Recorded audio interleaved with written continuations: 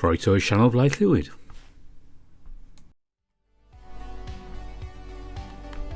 We're back at San Vicente for Ocean Avenue. This is a slightly different thing we're doing today. As you remember, if you've been watching this series, I started off in sequence like normal. Dirk's made quite a few changes over the time. Different UI, different sprites. He's decided not to do the art. So we have someone else doing it, and you've seen some of those changes coming through.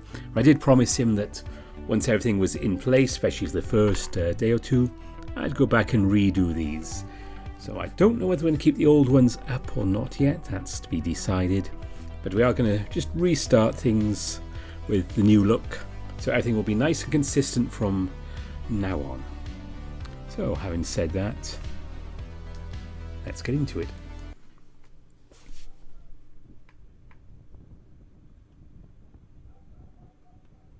Monday, September the 7th.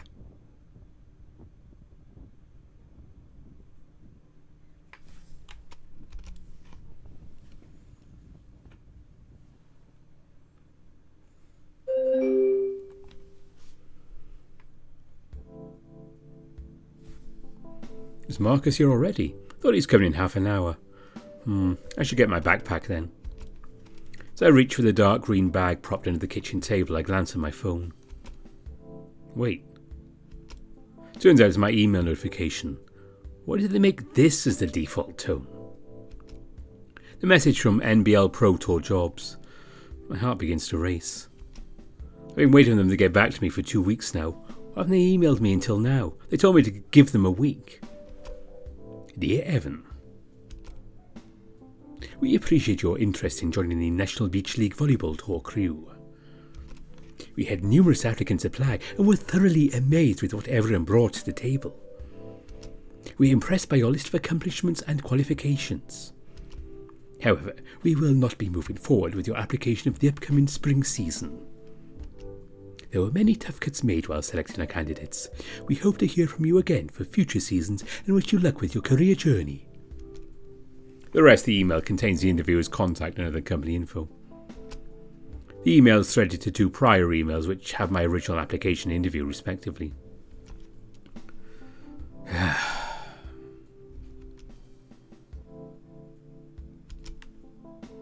Looks like this song was a perfect record for internships. I close the email along with the app's window, then like getting a motivational speech before you play. Biggest kicker is I'm going to the beach today to play. Yeah, motivational. I had my eyes set on that job for the past 2 years. Once I was finally qualified enough, I applied. I spent that time coaching youth teams and running my own events. I'm sure the latter one have had them sold. I guess not. I slide my phone into my right pocket and proceed to doze off, resting my head on my arms above the counter.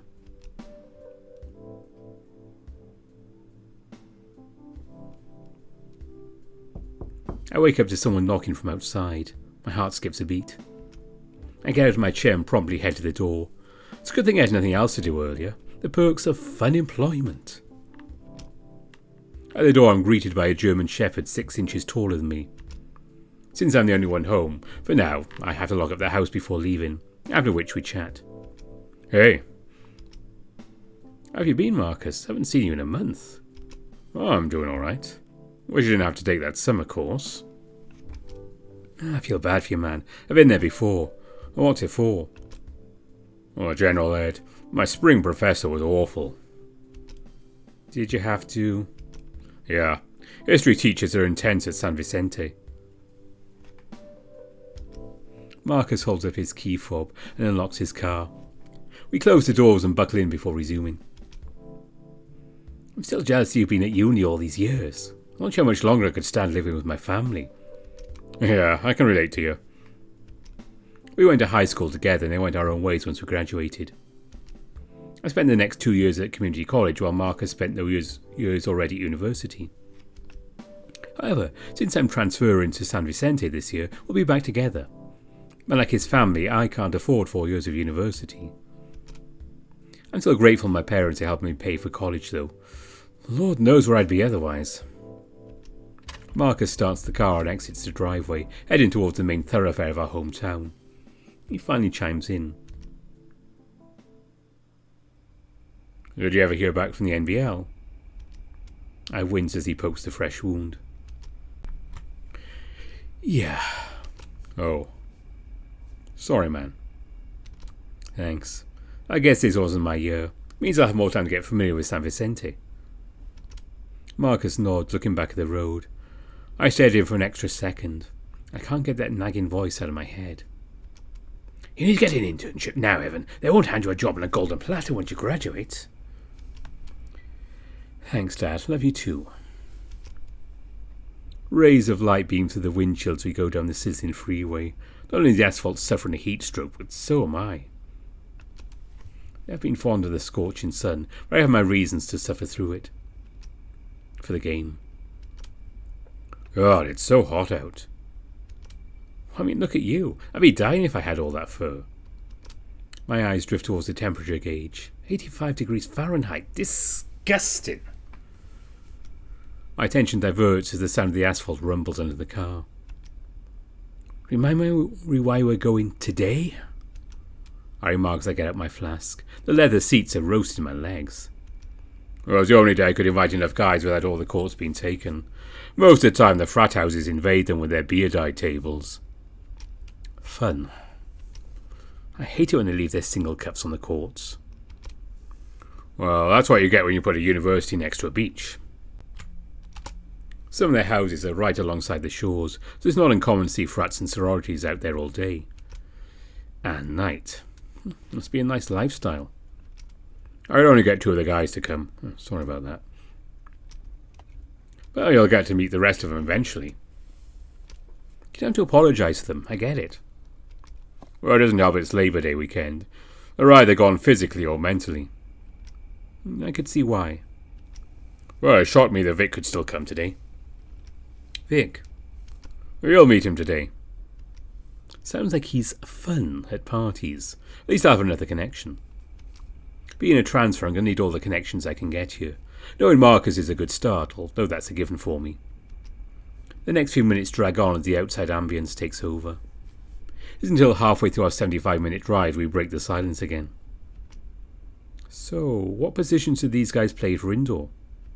They're both middles. Great. You got a problem with middles? Not with part-timers. You know you don't count. Well, I was probably the only one who could pass on our high school team. I remember when you shocked the coach at tryouts. Oh, you can pass too? I put on a gruff voice. I extend my forearms outward, shaking them back and forth as I point towards Marcus. He replies with a huskier voice, more accurate how our coach sounded. Oh, I haven't seen a tall guy pass that well since Doncaster. Sign him up for the beach. The two of us chuckled to reminisce about junior year. If only he knew that we played beach volleyball together since freshman year.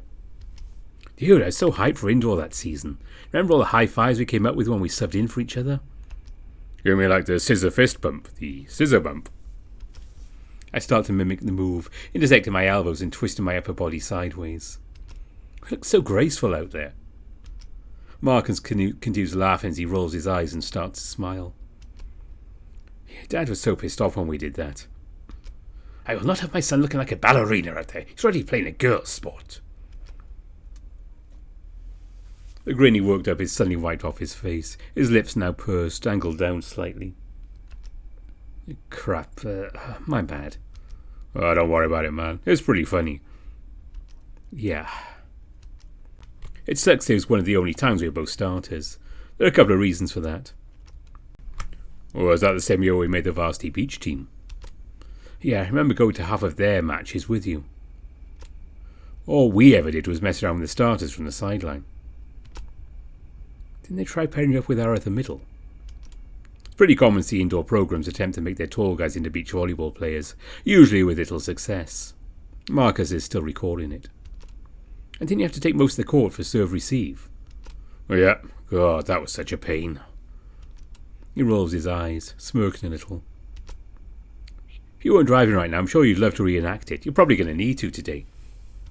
They're not that bad. Unlike high school, they actually teach everyone how to pass. Marcus diverts my attention as we get off the exit. He gestures at the ocean, which is now bordering the road we're on. You never took me to Ocean Beach this way before. Didn't you take this road to get to orientation? Well, yeah, but that's because there was construction that day. I didn't know you could drive straight to Ocean Beach from here. Yeah, you'll get used to it. I better. I imply as I brush it off with a chuckle. Before you know it, you'll have this route memorised like the back of your hand. It only took me 3 months to memorise it by heart. Now, is it like going on autopilot?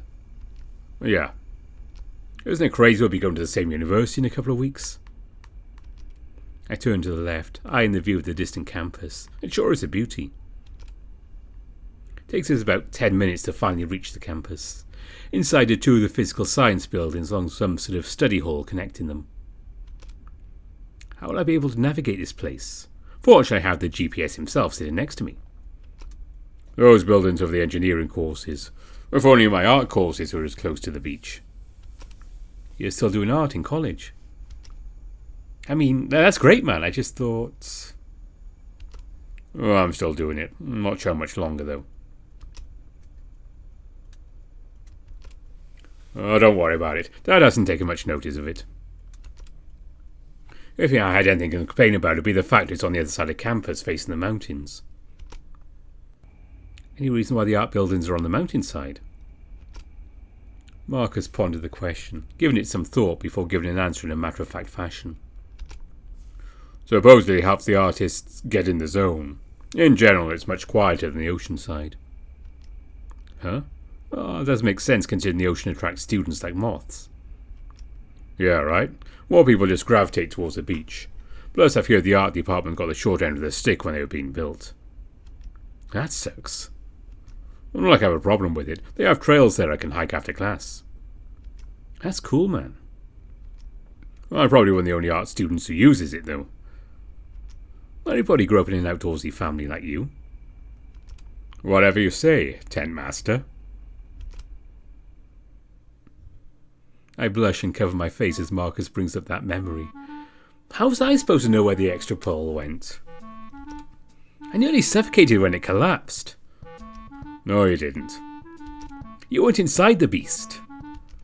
All I had to do was unzip the entrance. It took you 10 minutes. Seconds. I couldn't breathe through it. We continue to banter about my near-death experience the rest of the way. By the time we park, I'm already exhausted. As Marcus shifted the car in park, I grabbed the backpack between my legs, placing it on my lap. I hopped out of the car to retrieve his backpack and mesh bag, filled with balls. Since we got a spot close to the sand, it only takes us a minute to find an open court. You better not mention this to the guys. Your silence speaks volumes. Well, silence can't talk. Oh my god, you know what I meant. We start to unpack our stuff. A couple of minutes passed by before anyone showed up. The first guy to show up is a lanky lion, a couple of inches taller than Marcus. He approaches us, walking at a somewhat slow stride. He looks down most of the way, not breaking contact with the ground until he gets within a foot of the court. After giving it some thought, the lion opens his mouth.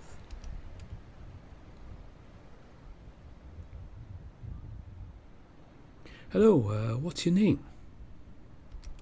The phrase comes out staggered. As soon as he finishes the sentence, his eyes waver towards the ocean. My name is Evan. Evelyn? No, that's my sister. No, Evan. Oh, nice to meet you, Evan. Nice to meet you too. What's... Oh, I've got to say, I'm Kenneth, but everyone calls me Kenny. Lion scratches the back of his neck, visibly regretting his blunder. Once again his focus wavered off, this time towards the net. Okay, pleasure to meet you, Kenny.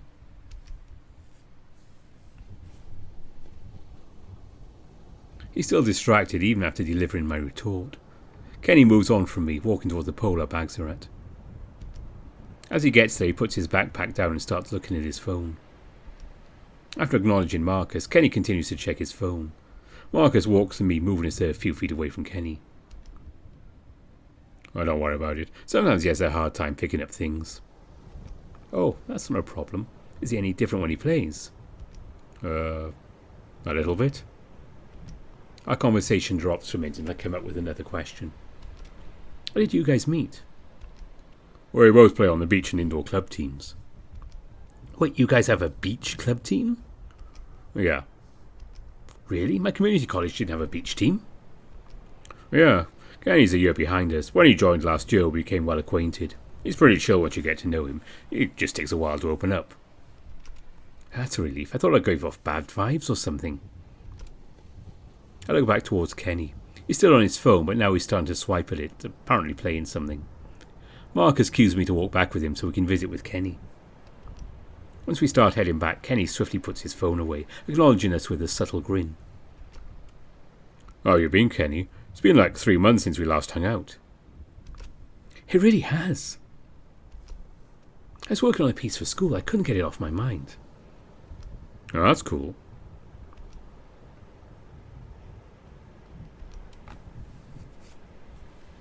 After a slight lull, Marcus brings us back into conversation. Maybe starting up this early will help us beat Los Ojos this year. That would be nice. You're a great matchup against that middle. Their damn right sides drove me nuts. I thought you did a good job with them. Well, I guess.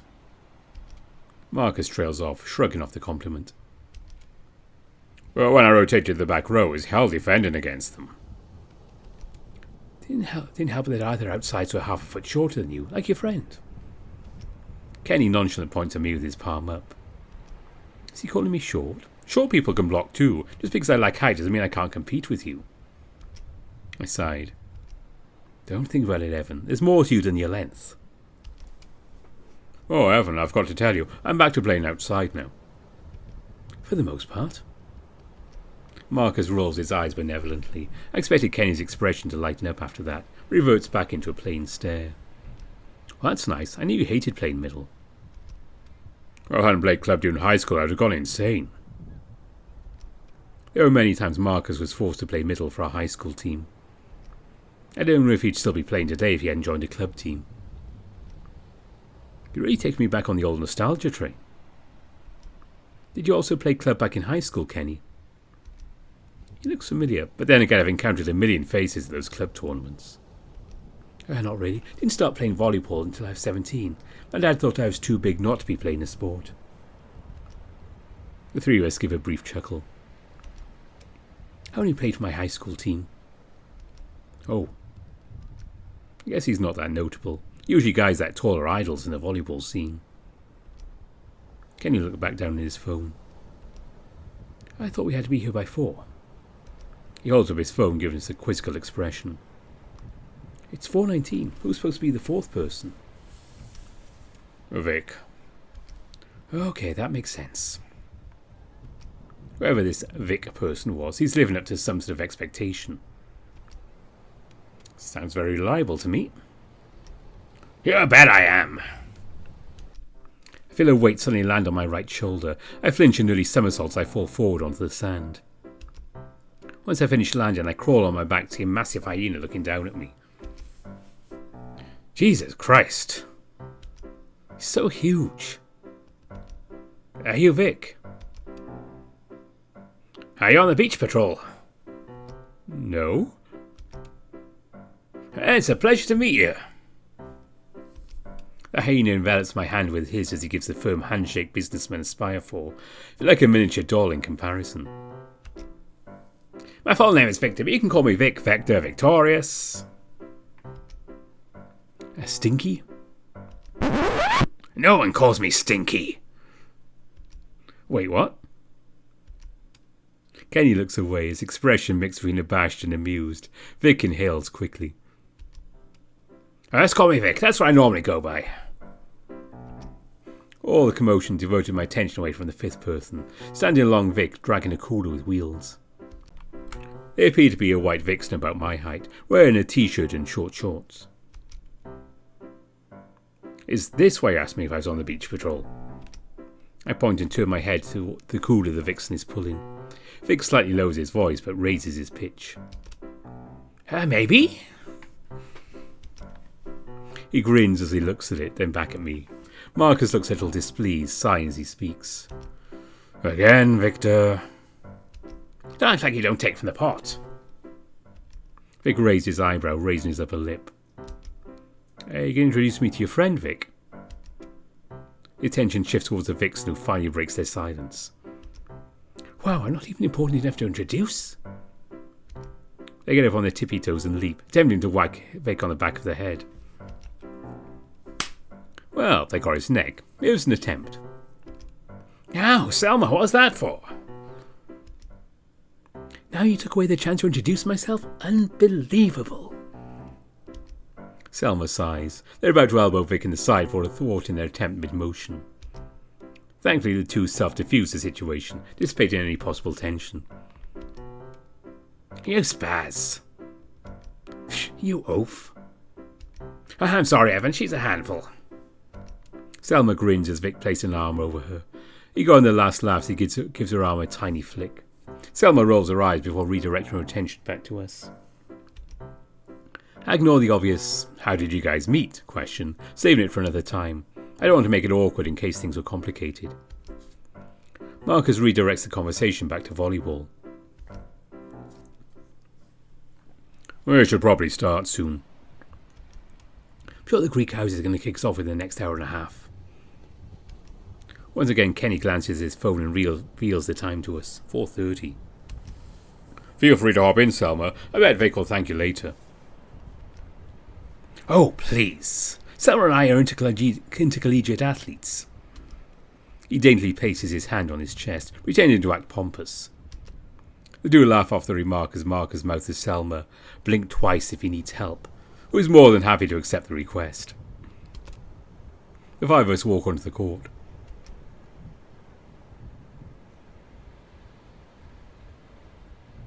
So, how are we going to do this? We could rotate around so each of us sits at once. We don't have to play full games. Are you guys cool with a single game to 21? Everyone nods and humps in agreement. Alright, so who wants to play with who? I glance at the hyena. So tall and massive. He's a short boy's dream. Hey Vic, can I be your partner? Sorry Evan, but I'm taken. Selma rolls her eyes while Vic gives me a wink. Of course you are. That's news to me. By who? Well, don't ask. I'm not going to open up that can of worms then. We turn to confusion, not sure how to do this. I mean, I could play with Marcus, that might just be unfair. We probably have years of partnership experience over these guys, so I'll save them for last. Instead, I choose to play with someone new.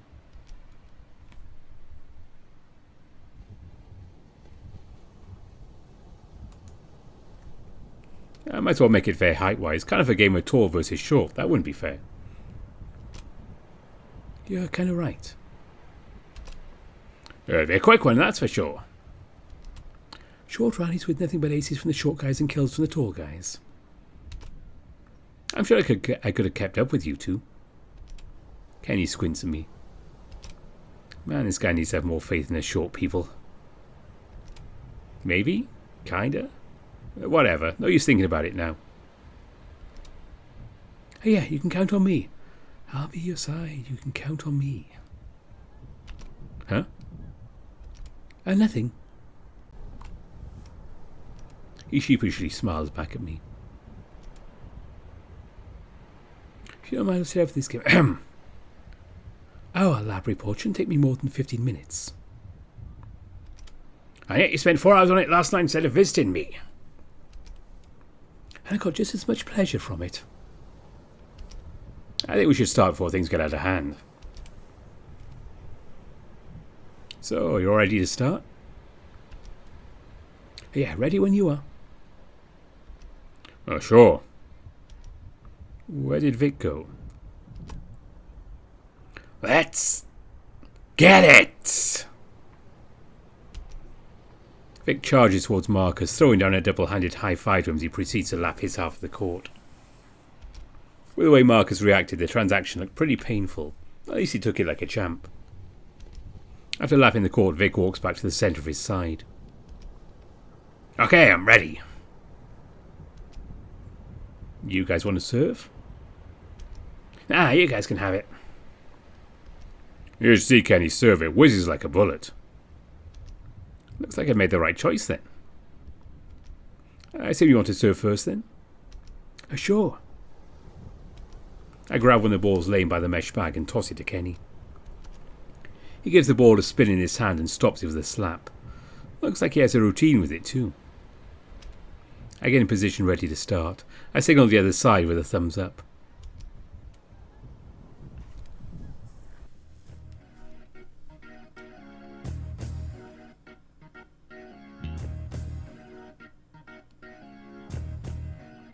You guys ready? They both nod, following with it, yep. Time to get things rolling. Kenny gives the ball another slap. He takes a running start, hurling himself forward, tossing the ball up. The crack of the wind, Kenny sends the ball beam into the middle of the court, between the two defenders. Marcus takes a stab at the serve, taking the seam between him and Vic. He makes contact, but sends it to his right, putting out of reach for his teammate. My bad, Vic. That serve takes getting used to. I turn back to Kenny, who was in the middle of an underhand fist pump. I walk towards him and give him a high five. A nice serve, man. I reach my arm out only to get my forearm slapped in return. Oh well, high fives are a tricky art to master. After I get back into position, Marcus retrieves the ball and rolls it through my legs towards Kenny. Before he picks it up, Kenny bends down and rubs his hands together by his hips. Volleyball players and their routines. Without another word, Kenny starts his routine again.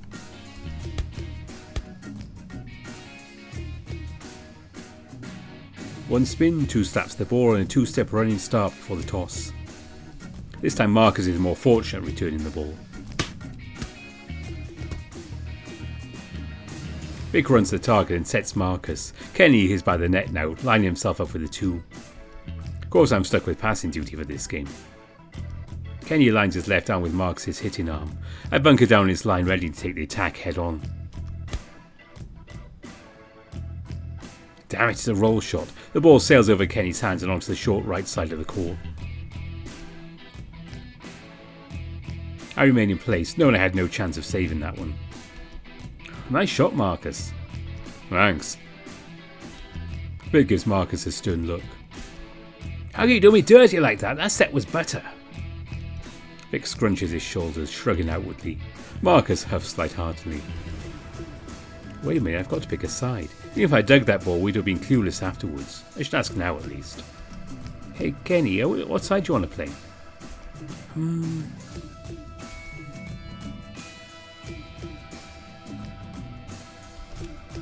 Are you fine with playing on the left? Okay. Without hesitation, he walks over to my left, getting set for the next serve. That was easy. I'll take seam. Okay. He replies using the same matter-of-fact tone as before. At least he's compliant. Marcus is back to serve. Since I've known him for so long, I know what's coming. A flat float serve to my right. How windy is it right now? I swoop my right hand and grab a handful of sand, slowly release it to check the wind direction. East. He's going to let the wind drag it wide. I shift my legs. As I predicted, Marcus serves it to the right sideline, sending it deep. Of course he has to go for my weak spot. Fortunately, I detected in time and cut it off, passing the ball to the middle of the court. Even then, it's hard for me to defend. Kenny chases my pass down and gets ready to set. He tries setting me on the outside, but instead sends a low ball aimed beyond the sideline. Oh boy. I redirect my approach, moving sideways to give a semi-decent attack. I have to lean to the right just so I can even hit the ball. Sadly, the only attack I can make was a predictable roll shot. I raised my left arm and swatted it. My hit is slow and loopy, but has enough pace to get over the net to Vic. With ease, he passes the ball to Marcus. Alright, Vic passed it inside as the set should be... Huh? As soon as I collect my thoughts, Vic attacks, sending the ball down Kenny's sideline. Did he just hit a slide? How? Neither of us were even prepared to defend. Kenny just got into the net while I was still running back. My bad, Kenny. I should reset faster. Kenny seemed too phased by the point, acknowledging my comment, then going back to pass. Dang, I'm more amazed than frustrated with that slide. Never seen anyone do it in my life. He did it in only 2 points. 2-1. Marcus slaps the ball and loads his arm. I need to pay attention. This isn't going to be easy.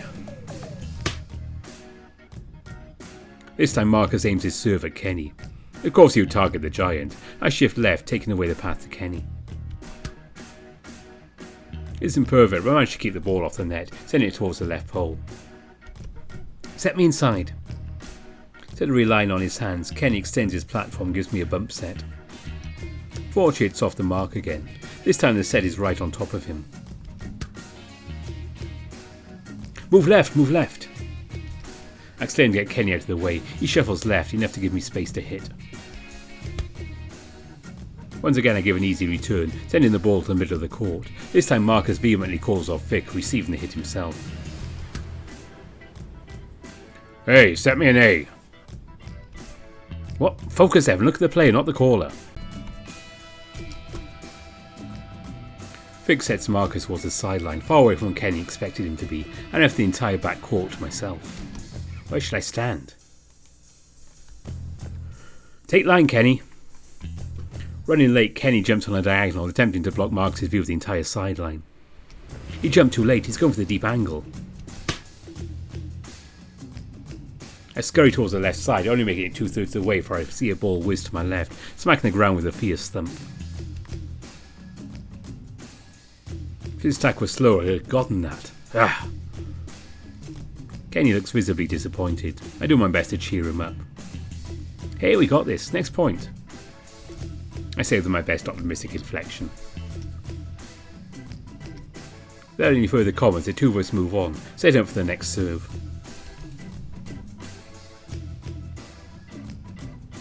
"15 minutes later.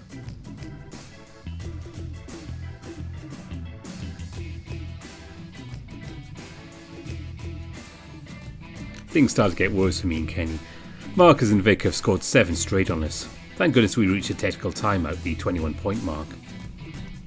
I'm panting up a storm, getting bits of sand lodged in my mouth every now and then. The four of us go to the sideline. I've stopped myself from chugging my entire flask of water because I'm burning up. Kenny sits a few feet away from us, sipping his water bottle while looking off in the distance. We can sound my chat about Vic's last serve, a jump serve that zoomed between Kenny and me. Vic mimics the trajectory of the ball, exaggerating a little bit while replicating the nosedives with his arm. If coach doesn't let me jump serve this year, get the club team to boycott my matches, right? He eggs on Marcus for a compliment, grinning and pointing finger guns at him. You could just quit the intercollegiate team and join our club team instead. The three of them chuckle, Vic rolling his eyes at the thought. I look over to the left to see Kenny still in his own world, deep in thought. Is he doing all right? I leave the group and sit by Kenny. He's still thinking, hands clasped together. I make some noise, fastening my flash shut to get his attention. You doing all right? Yeah, just meditating. Sorry, I didn't mean to interrupt. Oh, you weren't? He nods visibly back of his statement. It's pretty humbling to be dominated like this.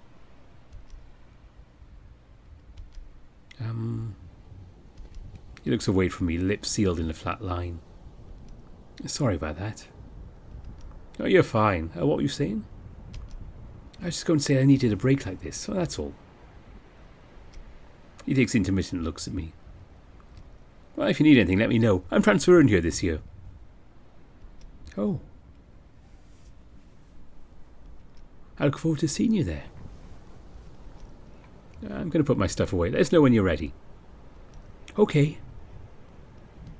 Kenny looks up and smiles. I walk back to the group and put my flask away.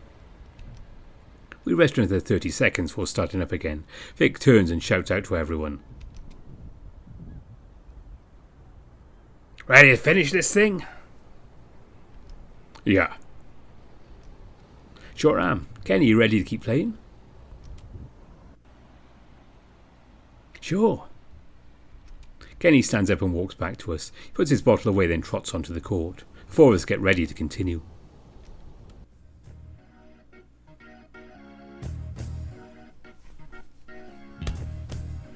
"16-5.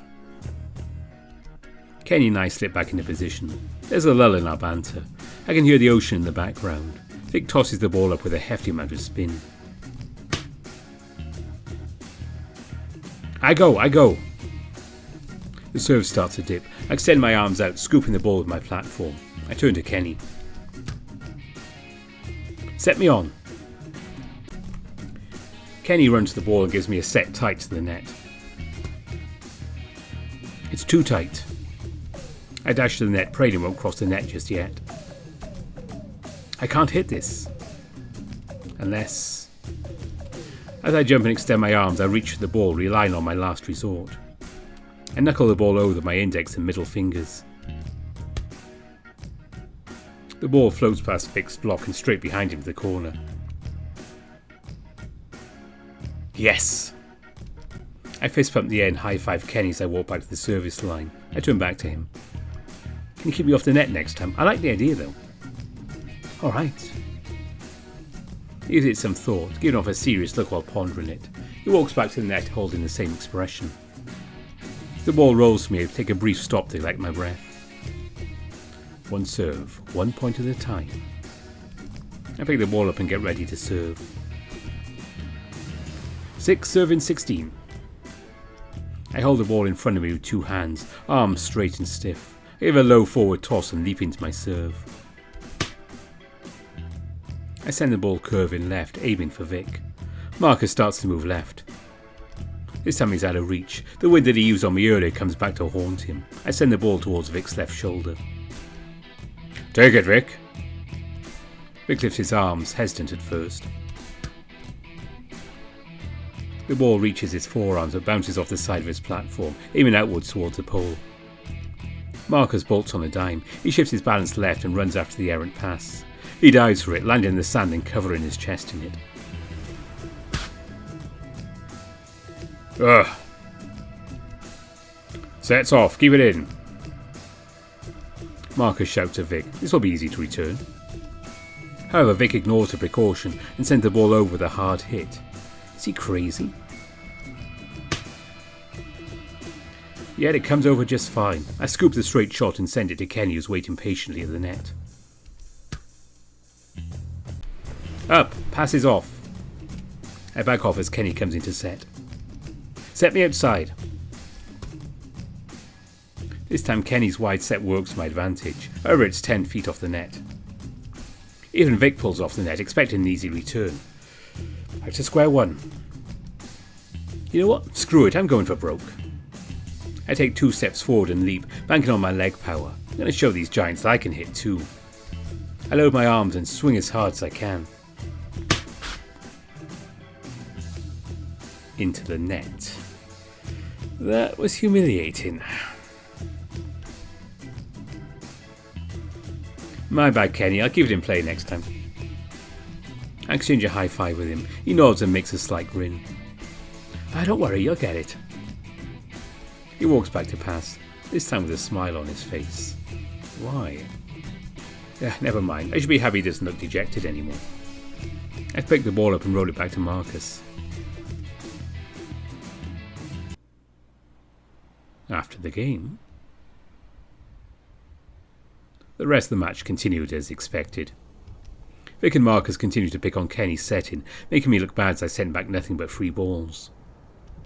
The game ended with them winning 21-10. It's a pretty cruddy way to start off my day, not like I got much motivation from the news earlier. After a 2-minute break, Marcus invites Kenny back on the court with him. Marcus spreads his legs and makes a crouching motion with them. You want to make a straight up and down motion with your legs, like this, to keep your sets from flying all over the place. I ask Kenny to follow along with him as they repeat the motion together a few times. Marcus proceeds to give Kenny a few more tips with his setting, or giving him a chance to practice his newly acquired skill. Do you want to try it out? Sure. Okay, I'll pass and hit then. Two spend a couple more minutes setting and hitting. Are you guys ready? Sure, Kenny and I will play together. Who wants to play against us? I will. I'll play with Evan. Wait, why? I mean, playing with Kenny was half my hitting. At least he could hit. I was putting two short people together solved that. This is going to be a disaster. Selma walks over to me and whispers. You'll be fine. All we need to do is outrun them. Things can take more than stamina to beat these guys. I don't know how Kenny is, but Marcus has better stamina than me. I know that about him. Just follow my lead. And outrun them we did. Marcus and Kenny were exhausted by the end of our game. Although they seemed unaffected by our strategy early on, their communication broke down halfway through the game. Selma managed to sweep the floor with them via serves and roll shots. Well, that was satisfying. For you it was. I had to pass everything because they were so scared to hit to you. You didn't have to hit that hard. I gave you more than enough time to hit. Selma's right. She did give me some high sets, leaving me more than enough time to approach the ball. I know that I say thanks.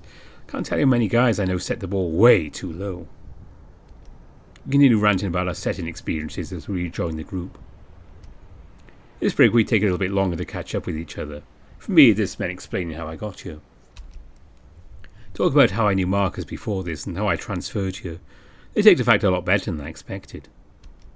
Obviously, the university students were snobs to community college students, considering them less qualified or broke. Oddly enough, they're pretty jealous of the tuition I had. I would have killed to have 2 less years of rent. And who would you have killed for it? Selma looks back at him, brandishing her hair knife. You're all my witnesses, okay? The four of us laugh as Vic hides behind Kenny. Seriously though, I wish everyone made GE courses that cheap. If I was not on scholarship, I'd actually have to kill someone to afford this.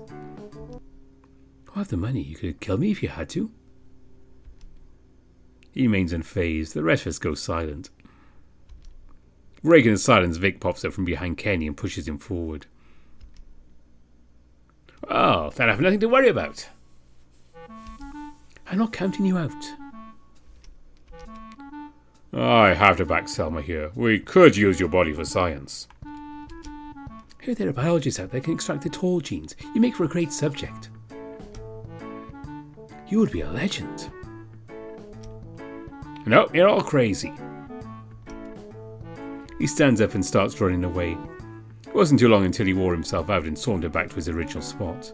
The commotion settles back down. Hey Vic, how tall are you? If he wasn't taken, I'd be all over him. Why am I like this? Vic buries his head in his arms and makes a muffled scream. You really must know I'm 7'1".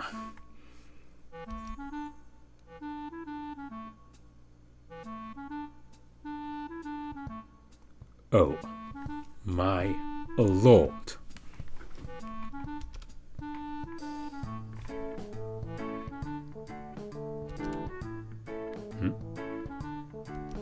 Evan, you okay, dude?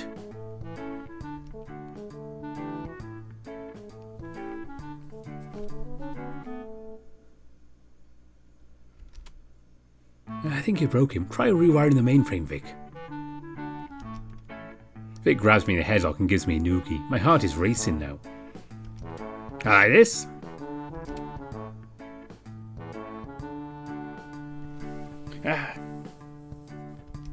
I think I'm dying. Why must I be a sucker for height? You okay, Evan? Yeah, I'm fine. You should probably take a break this round. I don't want to fry your circuits again. He winks at me, nudging me with his elbow. Yeah, sure, why not? I take my phone out and unlock it, glancing at the 3 notifications I received. The timestamps list all of them being sent 20 or so minutes ago. Selma chimes in to the rest of the group while I look down. So who wants to play with who now? Well, I'll play with you, Selma. Vic slumped his shoulders. So now you're going to leave me the cruel fate of playing defender? Why would Vic play defence? He's obviously the bigger of the two. I won't make you run that much, Vic. I'll do a great job for you. Vic looks up at Kenny and grunts. Fine, you convinced me. I'm only doing this because your passing is garbage. Phew, and I was worried I'd have to put that to the test. No wonder Kenny was terrible at passing earlier. If Vic really is an intercollegiate player, he probably learned how to pass along with everyone else. The four of them continue chattering as they get on the court. I look back down on my phone and open the first message. Dad, you go back from that volleyball company. You should keep looking for internships in case they don't follow through. Why must you get on my case about this? You know I've been searching all summer, and yet you still keep prodding me to find work. Dad, leftover pizzas in the freezer when you get home. Of course he bought pizza from Safeco for the third week in a row. I've had that pizza so many times now I nearly recoil whenever I see it. I look back at the court. The game is already in progress. I see Marcus making an easy pass as Selma runs at half speed to make the set. Vic is getting something at Kenny, who cocks his head in response. I'm sure things are going swimmingly for them. Now, what's the last message? Kevin. Bro, how's university treating ya? I haven't heard from you in a while. Wonder how Kevin's doing in New Victoria. Mom hasn't given me any updates if him was late. The last one was like 2 years ago. It hasn't started yet. Quarter system is whack. I go back in 2 weeks. What have you been up to? After I send off my message, I slip my phone back into my backpack and divert my attention. The breeze died down. After an afternoon of scorching heat, the sand is starting to feel bearable again. It feels cathartic digging my feet in the sand. As if my anxiety has been grounded by, well, the ground. Kenny, you got to run that ball down. That's not impossible to get. But I'm not the one playing defender. You still need to try. I misstepped. The two guys continue bickering. Marcus and Selma are shagging distant balls as they carry on with their rebuttals. As Marcus grabs the last stray ball, he deviates his path back to reach me. Everything okay over there? Oh, just another squabble. They'll burn out in a second. Ah. Marcus rubs the back of his neck, looking back at them. Okay then, we'll try to make this quick. Seems like you're doing a good job with that. Later.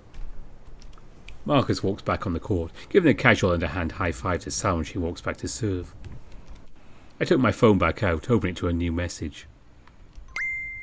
Kevin. Same old, roommate stealing my snacks again. Guess I deserve it for mooching off Terrence's webflix. Yep, same old Kevin. I better ignore him before he... Kevin. I need a breath attacks. Can you lend me $40? I'll pay you back in a couple of weeks. Okay. I'd expect me to lend him money. I'm the one still in college. He's been out of school for years now. Kevin. I'll treat you once you come down to NV. Think of it as an investment.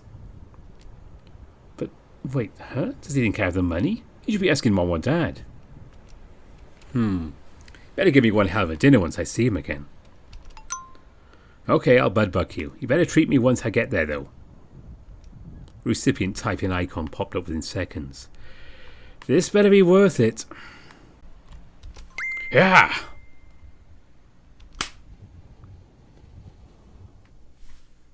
Someone knocked me onto my back as they land on top of me with full force. My phone flies out of my hands. Are my playing days over already? No, they can't be. My head is in a daze. I feel dizzy enough to pass out on the sand. Not I could be that uncomfortable. Those on top of me start to lift themselves off me, alleviating the load on my relatively twig-like body. I feel like a bag of bricks on top of me. If I die, this would be a fine way to go out, crushed by himbo. Are you okay, Evan? Takes me a minute, my dizziness wears off. Guess I wasn't deserving of such an awesome death.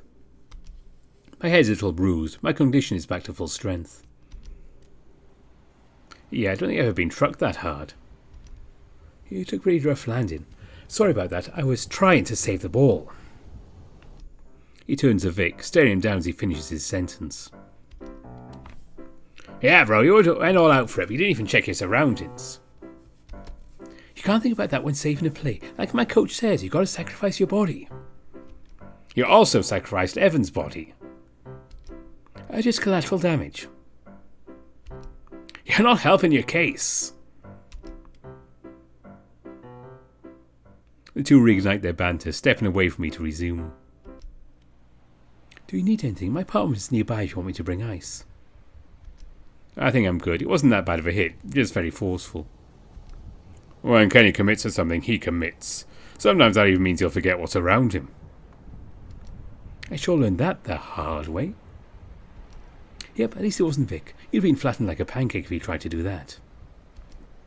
I'll add to the list of things that can kill me. You don't need to worry. I'll send him to the hospital if he ever tried anything like that. I'll add that too. Think of it this way. If anyone tries to fight you, you got us. Sounds like a good trade-off. Well, I don't know where I would be in this equation. Come on, Marcus, you're pretty strong. I'm sure you could stand your ground. Well, I'm not as strong as those knuckleheads over there, but I'll contribute. Speaking of which... Hey, meathead, are we going to finish playing or not? With a flip of switch, Vic and Kenny stop arguing and turn to Selma. Yeah, well, we're ready. With their head and shoulders scrunched inwards, they trudge back to the court. Selma and Marcus follow suit. Now, where did my phone land? I get it from the scene of the crime and meander around the sidelines looking at my phone. I'm sure the thing got covered in sand. Better not be buried too deep. I scavenge around the backpacks first, see if it simply got wedged between two adjacent bags. No luck. The next spot I check is Marcus's mesh bag. Once again, no dice. The search starts to become hopeless. I consider calling it with Marcus' phone. How far could it have gone? I don't think I sent it flying into orbit. I retrace what I could remember of the incident. Kenny landed on me from my right side and my phone was in my left hand. The farthest it reasonably could have gone was a couple of feet. Unless I fell on top of it, it must have gone left. I feel a solid bar under my foot. I only took 3 steps left before finding my phone lodged in a divot made by my impact. Dad would be pissed if I had to buy a new phone. He'd probably make me pay for the phone and make me pay more of our family plan. I hate how he bundles everything for the family. I'm not a kid anymore. We're all adults who are pretty much independent. Once I'm done, it'll just be you two. I pick my phone up and brush it off, seeing the screen went into sleep mode a while ago. Notifications are no longer there, so I unlock the phone and search through my messages app. There it is, his reply. Kevin, for sure. I'm not too surprised. Tends to be brief with people. Wasn't any different with family. After going on my own miniature treasure hunt, the game had ended. The 4 of them were giving high fives to each other just as I'm about to sit down again. We were joined by our backpacks next to the net's pole. So, what happened?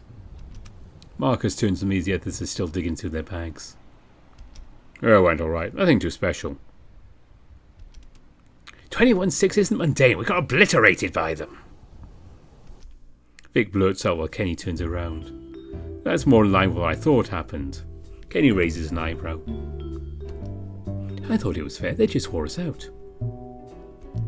It's not fair that I'm so tall. Oh, how tragic. I would kill for that. It still boggles my mind why you played defender instead of Kenny. Oh, I don't think I would have done much better than him. I think we only had one dig combined that entire game.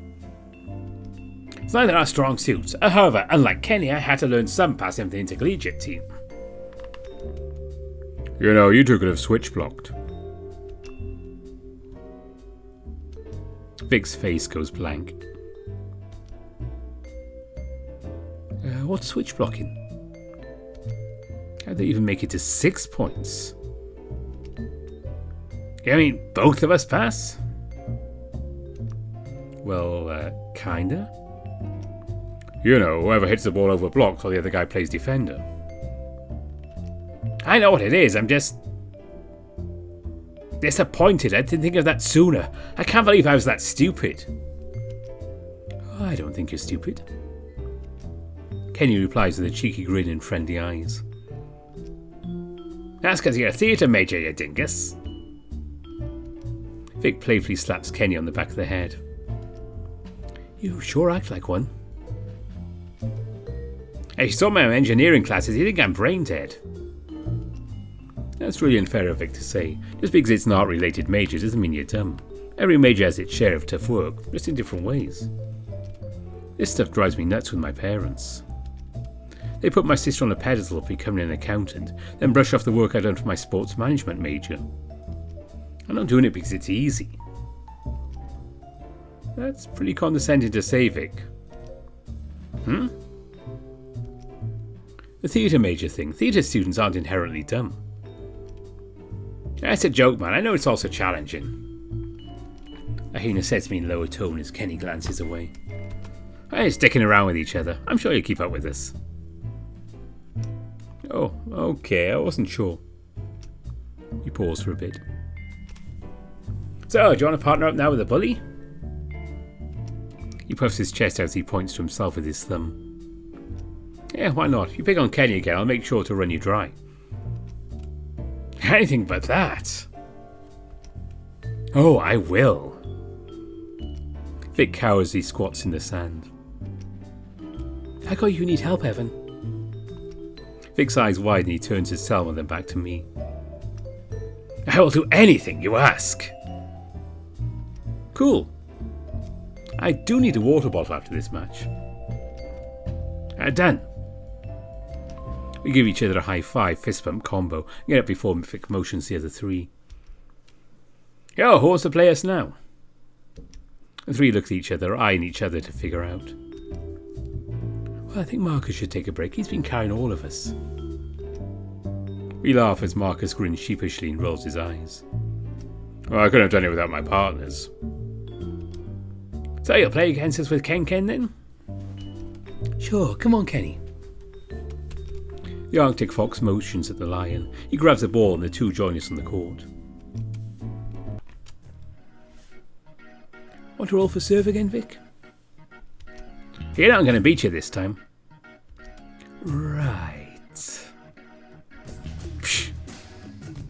Kenny and I move to the right side of the net so they go behind the sideline to the left. 3, 2, 1, roll! Selma releases the ball with her hand slightly sideways, giving it some backspin. Vic gives his ball some arc, relying on the following bounce to propel it forward.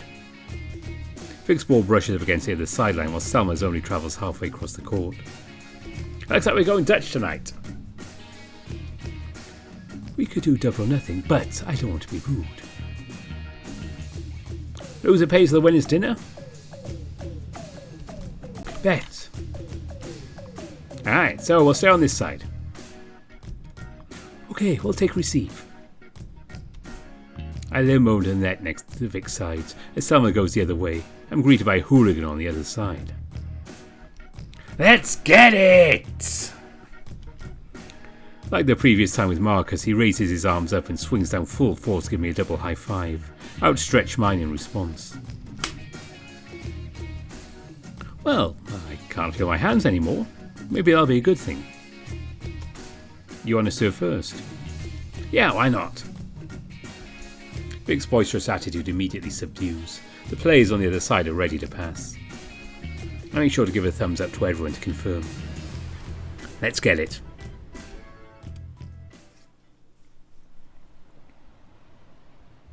That was way closer than it should have been. Vic and I barely pulled out a 21-19 victory against Kenny and Selma. When it came down to it, Vic came in clutch, jump served an ace serve to Kenny's sideline. It would have been so worrisome if I hadn't missed 4 of his previous serves. I'm still caught up in the tension from the match, but Vic and Selma have other things on their minds. Victory's going to taste so good. This was such a terrible bet. This time I'm going to order 3 burgers from Harvey's. Over my dead body. How much is that worth? Enough to end our relationship. Vic pauses to think about his ultimatum. I can afford the burgers, honey. Selma sighs, trying to pout. She manages to hold her pouting face for a few seconds before cracking up. Well, someday you'll find a better man. Not like you can do any worse. Hey! He gives Marcus a shove. I'd love to see you try. In due time. Marcus adjusts his spot in the sand, moving over so we can sit down. I open up Vic's cooler, grab a bottle of water. Fortunately, I don't take out any of the other choices. Why do you have a bottle of straight vodka in here? Oh, it's because... Who's going to make the ultimate loser finish it off? Yeah. How's everyone doing so far? Not too bad. I'm 2-1. Same. Ditto.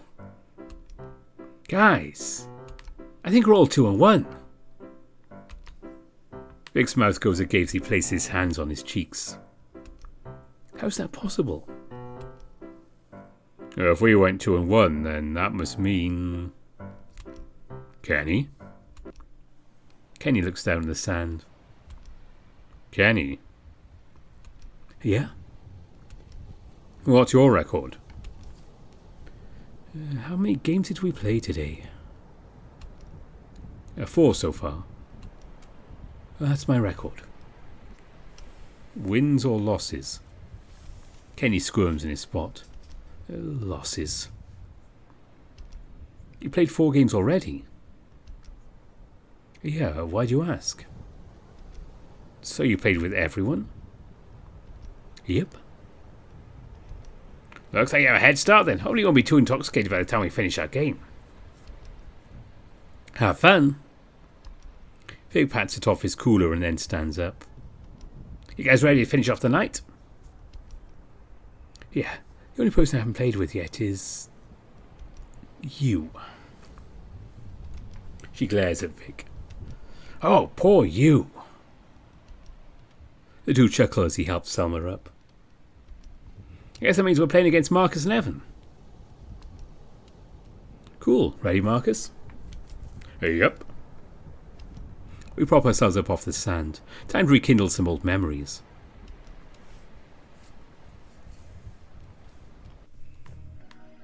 The 4 of us get on the court, ready to play. You guys need to warm up. I'm fine. Same. Okay, do you want serve or receive? I will take serve. Okay, we'll take this side. Marcus and Vic return to their partners. Marcus and I acknowledge each other, grin and a nod, followed by high five. Ready? Yup. Let's get it! At least we know they're ready. Want me to take seam? I'll take it this time. We turn to face Selma as walking back to serve. She's saying something imperceptible to Vic. Got it. He says before turning to face us. He's standing in position to block, giving signals to Selma behind his back. Service! Selma smacks the ball. As it crosses the net, it curves towards me. Take it, Evan. I shift right and take the serve. The ball makes a clean bounce off my platform towards the net. I got it. I'm with you. Set me inside. I line myself up from Marcus. We're a couple of feet left from the court centre. Selma points at us, still ready to pass.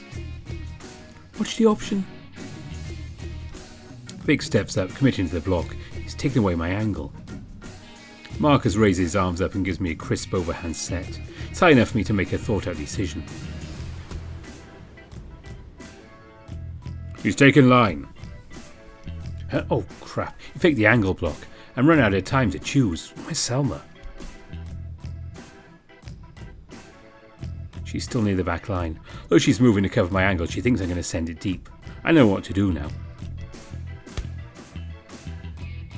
With a flick of her wrist, I turn the ball left and cut it to the short angle. Selma dashes, trying to make up missed time. Take it, Selma! Vic backs off. Sprawling out, Selma reaches her right arm out. She can only get the ball a few feet up, sending it below the net and under to our side.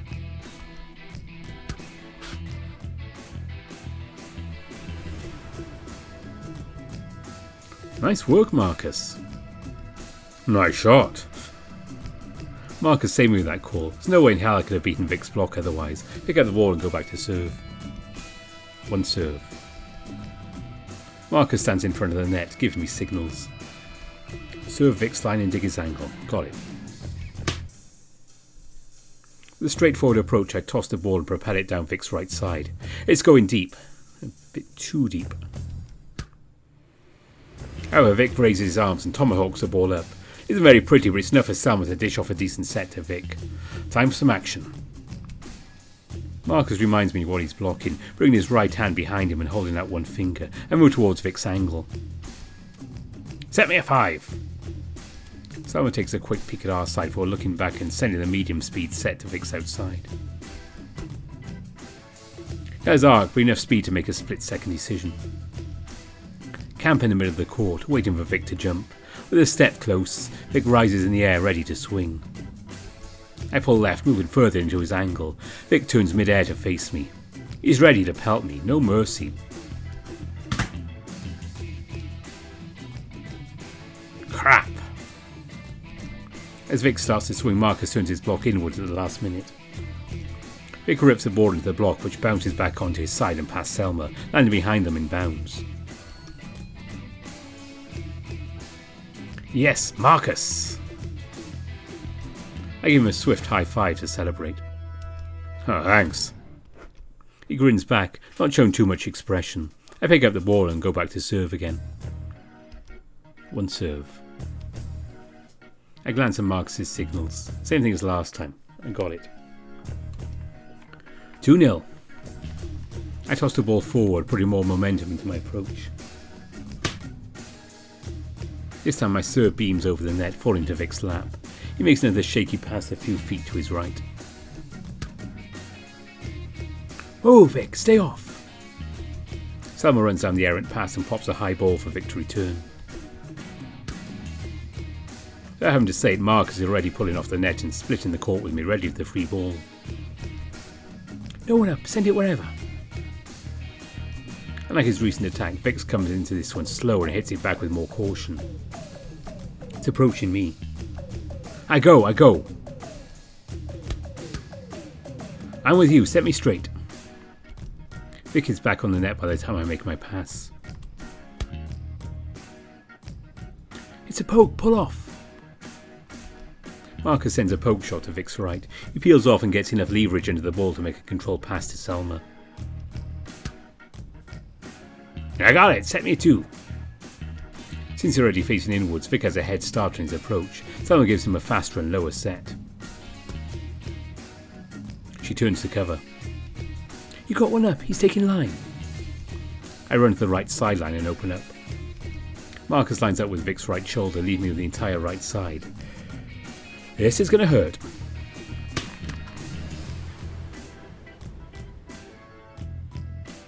Vic jumps and rips the ball cross-court straight onto my platform. The ball soars into the air, moving 3 feet forward in the process. I step back for an approach. Up, I'm with you. Marcus runs to the ball, quickly checks the other side before focusing on the set. He sets the ball 5 feet from the net with a faster tempo. I hop in and make my approach. Deep line, go deep line. I'm airborne by the time I hear this. Vic is all over my line though. Get my hand under the ball and snap it high, clearing the block by a foot. The ball is heading to the corner when Selma intervenes and digs it. I'm here. Vic bolts to the ball, getting under it and throwing up a set. The trajectory is smooth and slow enough for Selma to approach after getting up. Marcus runs back to the net, giving me another call. Line. Marcus is up, head angle. Making strides to the set, Selma runs in and jumps. Within half a second, Marcus follows suit and jumps to block her. I move far left, prepared for the short angle shot. Take angle. Marcus shifts his block, but not in time as Selma knocks the ball off his block into the middle of the court. I have no chance to recover it. That's it. Vic enthusiastically high-fives Selma and follows up with a brief hug. Marcus walks back to me, holding his hand to his chest. My bad, I'll shift earlier. No worries, I can take that away next time. We give each other a high five to reconcile and prepare for the next serve. Vic is back at the line. One up. Vic spins the ball in his right hand. Marcus and I back up ready for a deep jump serve. The soaring toss, Vic runs in and rips his jump serve. It's going out. Marcus turns his head and chest to me. I let the ball soar over my head and beyond the back line. It lands 5 feet out of bounds. Vic snaps his fingers. Yikes, I'll keep it in next time. Selma extends out so Vic can high-five her. Good call, you got serve. Marcus nods in agreement and retrieves the ball closer to us. Put my hands behind my back, giving him calls for the next rally. You want this? I close my left hand and give 2 fingers on my right hand, shaking it. Yeah. I retreat my hand and get in position to pass. 3-1. Marcus sends the ball down Vic's line. This time he wises up and shifts before the ball crosses the net. He gets a decent pass off, which puts Selma in the centre of the court. Up. Vic breaks his crouch and moves in. His eyes light up. Yes, yes, yes. At the same speed as his words, he rushes into attack. Marcus moves towards Vic. Selma sends off a low, flat set. Is he really? Hitting a shoot, Vic hits the ball in a sharp angle, bouncing it inbounds with feet to spare. All right. Vic smiles, giving Selma a double high five, following up with a hug. Oh, nice swing, Vic. He looks back to Marcus. Thanks. I didn't think you could do that. I learned a trick or two this summer, thanks to her. This time he points to Selma. Well, that's news to me. You guys been playing together this summer. We did a couple of co-ed tournaments. We probably would have done more if we weren't taking LN 110A this summer. Yeah, same here. History 12 is a pain in the arse. Well, at least there's some of the courses online. Oh, you have? Jacob's in the spring. Oh, that's rough. Well, now I have Mackenzie. While they're talking, Selma grabs the ball and waits for the service line.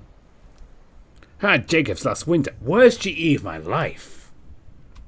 Yeah, I only chose things to fit my schedule. I sure learned my lesson. Like any of them were on his exams. I know, right? You guys ready to keep going? Vic looks back. Sure. Oh yeah, let me know if you need any recommendations, professors. The 4 of us refocus on the game.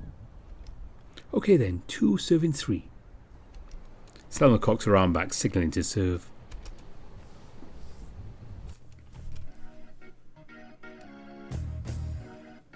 Take seam this time. Okay. Selma sends a float serve to the middle of the court. The ball is mine. I got it.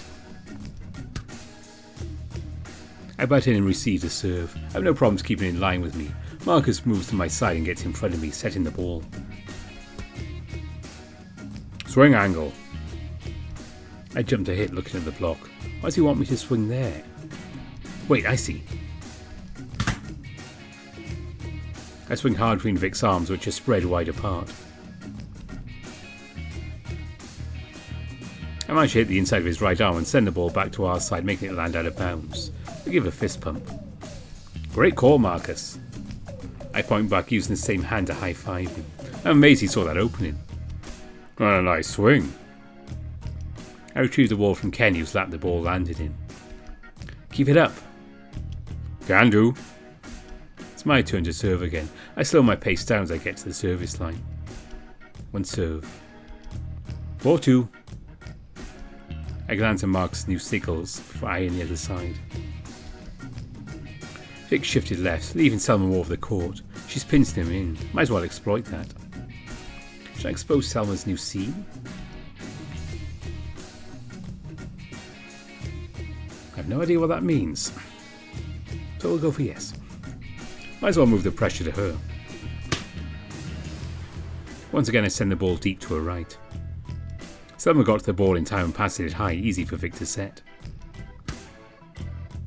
I'm here, set me here. You got it.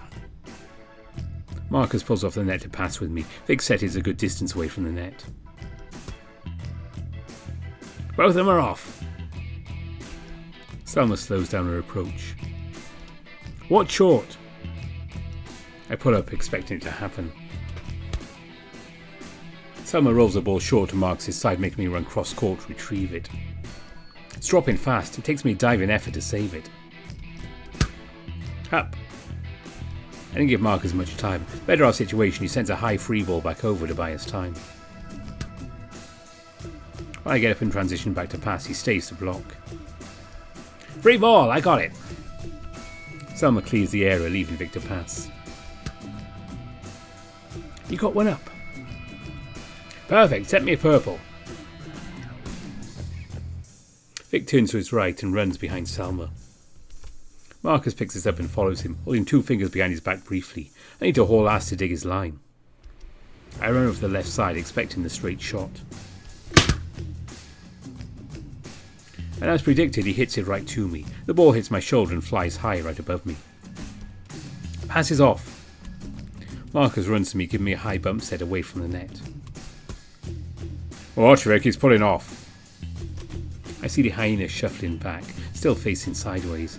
Let's expose that mistake. I catch Vic off guard, making him shank the pass out of bounds. Great call, Marcus. Well, thanks. We exchange high fives, walking towards the centre of the court. Score is 5-2. That's a side switch. We duck under the net and trade sides. 15 minutes later.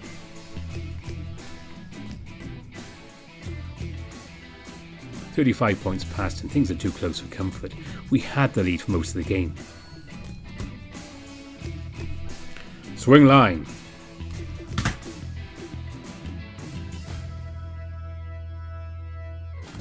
Hell yeah! That's the 3rd consecutive point I got blocked. The crazy part is, my first 2 attempts were roll shots. Vic contacted both of them mid-air and batted them down. Even with Marcus's calls, Vic was all over me. 18-17, that's a side switch. I huffed to myself, handing the ball off to Vic. This moment he's the bane of my hitting existence. Once we finished switching sides, I turned to Marcus. How do I get around that block? I don't know. What you're doing seems fine. What am I supposed to do if they keep serving me? It's like I'm trapped. I'll try swiping. Me, swipe? He's going to shut me down through force. You blabbermouth ready over there? Vic asks. He's on the net while Selma's back to serve. I can already see the Greek houses bustling. Sure. Marcus slides one last comment to me. Oh, trust me, it's worth a shot. At this point I might as well try something new. Alright, 18 serving 17. Service. Selma aims to serve at me. The wind may have died down, but there's some curve to the ball. I'm struggling to line myself up. I got it. Ah! Shoot, I didn't get under it. The pass is heading straight to the net.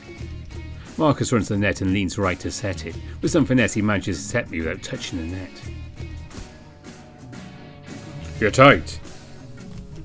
It wasn't an amazing set, but it's enough for me to do something with it. Might as well try it now. I opened my left hand and pushed the ball into Vic's hands. So much resistance. My arm is at the point of giving out. I just need to swipe it right. The ball spins as I released it. It's no use. The ball only moves an inch before falling back to my side. Damn it. With less vocal effect, Vic rejoices in his block to Selma. You're close at least. I can't beat him. It's like I'm stuck in a box when I hit. Marcus has nothing else to say. We let the lull settle in and get back to pass. I'll take seam again. Okay. With a slight sense of urgency, Selma announces the score and serves. 19 serving 17. And of course she's serving me again. Screw this. I send the ball back over the net, aiming for the right corner. Somehow, it works. The ball lands uncontested. You're dirty, Evan. Well, I was desperate. The group laughs for a second. Whose serve is it? I think it's Marcus's serve. Okay. He walks back to the service line and gets a different ball. I'm counting on you, man. I can't do crap right now. Do you want this? I give him some signals. Oh no. This? Change your left.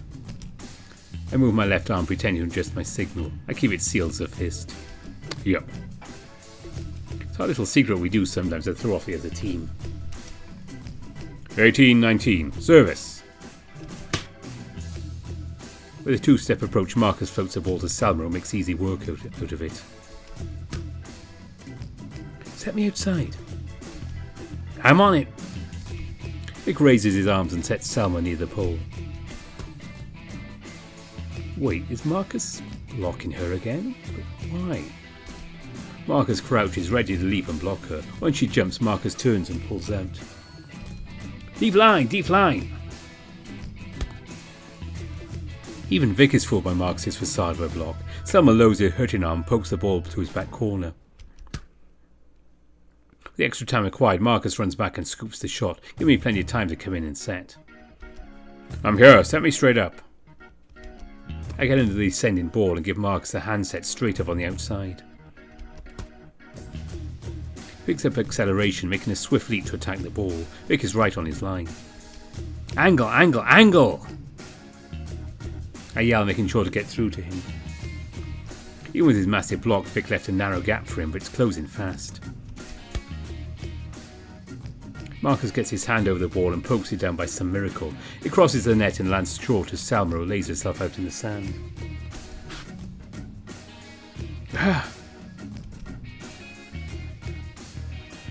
She belts out, sounding exasperated. She really wanted that one. Vic is bewildered. His lips make a line pointing downwards. He swivels his head slightly side to side. Hey, no biggie, it was a good play. He helps Salma up as their visible frustration went away. That was amazing. I give Marcus a solid high five. He grins. Well, thanks for the set. He picks up the ball that's rolled back to him and carries on. I get ready for the next serve, facing the recovering Salma and Vic. After brushing some sand off, the two are immediately ready to resume, tunnel vision locked on Marcus. 19-19. Service. A pair of footsteps sound behind me as he approaches. The ball flies over my head, coming in with more arc than I expected. Is he serving them short this late in the game? It's a pretty conservative move to make. As the ball crosses the net, it makes a sharp drop, throwing off Salma, the intended target. She makes contact with it, sends it straight into the net, leaving Vic responsible to scoop it out. Damn! He swings his arms under the net, but can only send the ball a foot higher back to Salma. She responds with a really high free ball back over the net. I go! You can have it, man. I don't want to go up against Vic again. Marcus gives me a perfect pass in right on top of me. You got the option. I gasp in shock. He's right, Vic isn't ready to block yet. I leap up and take a swing. The ball hits the tape of the net and bounces. Please go over. Oh, thank goodness. The ball rolls over and lands on the right side of the court, vacant of any defenders. Oh, nice spot. Dude, that shouldn't have gone over. I was so late on my swing. It worked at least. True. Marcus picks the ball up. Need that pass any higher next time. Nah, that was my fault. Alright. We high-five. Marcus goes back to serve the match point. Though not as angry this time, Salma and Vic seem even more zoned in on Marcus. They're going to let him do that again. I give Marcus a set of signals. This? Yup. Okay. Match point serving 19. Service. The ambience takes over. All four of us go silent as Marcus presumably starts his serve. It's taken longer than usual to release his serve. The ball zips over my head and down Selma's sideline. She leans to cut it off, but it's too late. The ball lands in front of her and tags the sideline. Did Marcus just jump serve? When did he learn how to do that? Nevertheless, I turn around to applaud him. Well, nice serve, Marcus. What was that? Well, a jump serve. Never done that before. When did you start trying? Oh, a few months ago. It's beautiful to look at. Thanks. He rubs the back of his neck, smiling.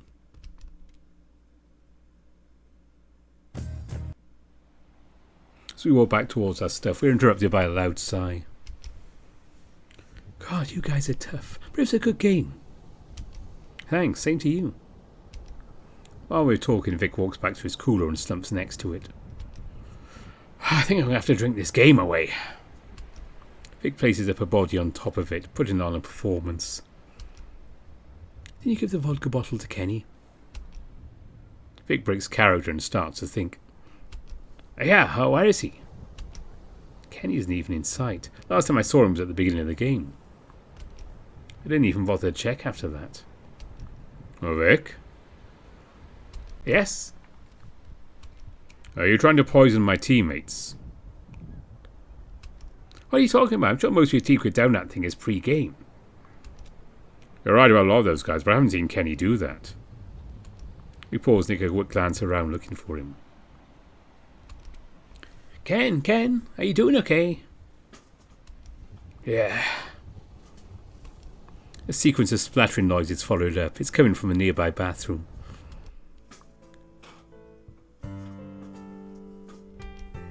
Kenny? Everyone walks towards the sound, which is still going. We stop outside of the bathroom. Are you doing okay? Yeah.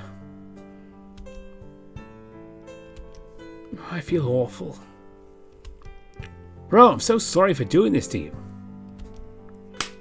Ow. Selma elbows Vic in the stomach. Do you need us to help you out of there? No, I'm having my dad pick me up. Does he even live around here? How's he going to get home? Do you need one of us to drive you back home?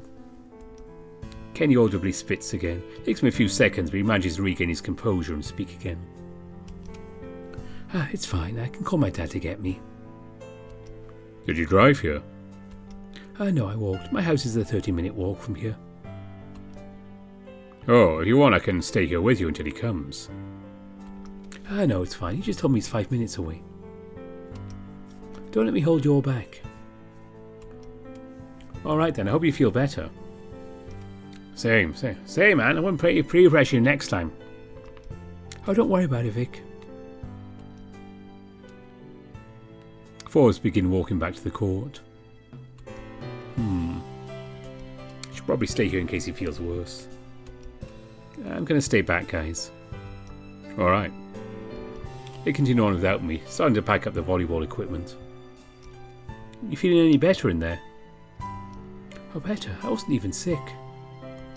Wait, what? I'll show you. Kenny swings the bathroom door open, glances to check if the others are out of sight. Once he nods, giving me the clear, I enter the bathroom, door still ajar. I remember the bottle of vodka. I dwell over it for a couple of seconds. Yeah? He picks it up off the ground, swirling around the remaining contents. Let me show you a little trick. Kenny plugs his nose with his free hand and stores a pocket of vodka in his cheeks. Then he releases his nose. Yeah. Splatter.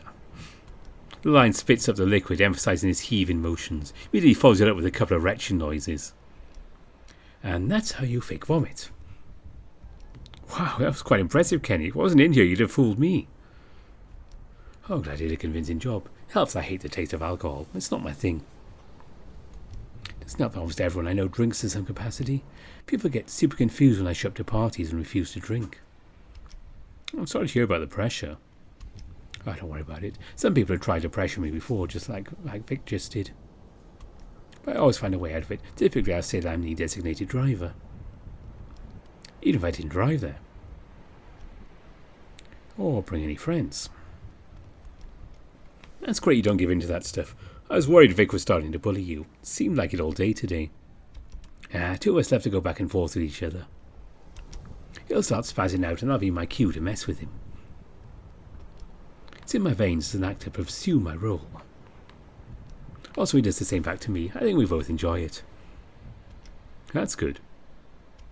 I stopped thinking about the implications of being inside a single-person restroom with another guy.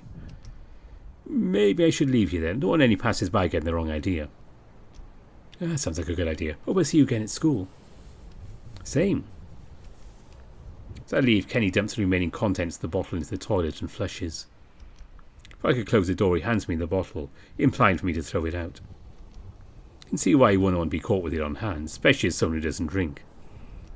Throw the bottle away in the nearest trash can and head back to the court.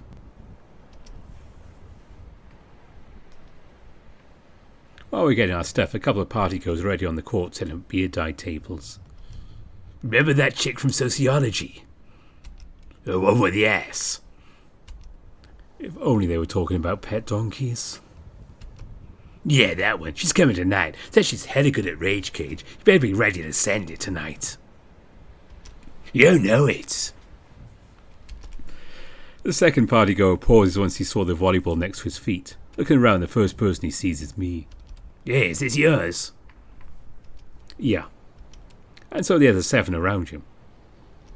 Zevra takes note of the remaining balls spread around the area. Whoa. You have to move me, Alpha Beta De Lotus party starts in 30 minutes. Sure, we'll do that now. I gesture towards my new acquaintances. The face of the first partygoer, a human, lights up. Vic, is that you? Hey, what's up? The two bro hug and start to talk. What are you doing here? I thought you were off dying from that lab report. Not anymore, man. Selma and I finished it last night.